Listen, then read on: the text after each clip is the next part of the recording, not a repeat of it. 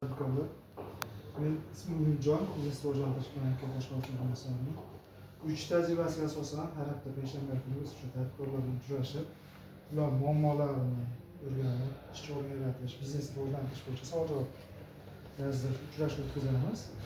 Shu sabab sizlar shu kelib turibmiz. Kimda qanday savol yoki biznes kredit produktlarimiz bor, bu 60 million so'mgacha beriladi. Ayollarga 24%, ayollarga 24%, erkaklarga 25%. Bundan tashqari sarmoya universal kreditimiz esa bu nomi bilan universal, har qanday biznes uchun beriladi, naqd pulda berilmaydi. Garov asosida beriladi.